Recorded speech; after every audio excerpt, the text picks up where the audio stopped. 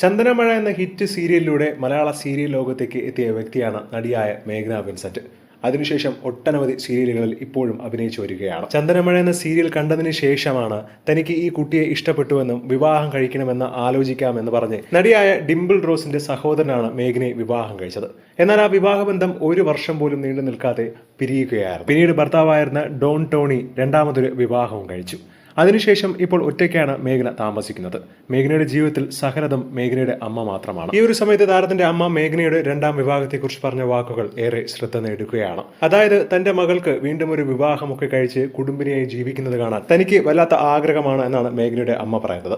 ആദ്യ വിവാഹബന്ധം തകർന്നത് തന്റെ അമ്മ കാരണമല്ല എന്ന് മേഘ്ന പറയുന്നുണ്ട്. തന്റെ മകൾക്ക് ഇപ്പോൾ എല്ലാമായി, വീടായി, സമ്പാദ്യമായി, ബിസിനസ്സുമായിട്ടൊക്കെ മുന്നോട്ട് പോവുകയാണ്.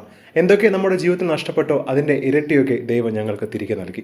ഇനി അവൾക്കൊരു ജീവിതം വേണമെന്നുള്ള ആഗ്രഹമാണ് തനിക്ക്. അതും അവൾക്ക് ബെസ്റ്റായി തന്നെ ദൈവം കൊടുക്കണം എന്നുള്ള പ്രാർത്ഥന മാത്രമേ ഞങ്ങൾക്കുള്ളൂ. ആദ്യ ബന്ധം തകർന്നതിന് ശേഷം മേഘ്ന വല്ലാത്തൊരു അവസ്ഥയിലായിരുന്നു എന്നാണ് താരം തന്നെ പറഞ്ഞത്.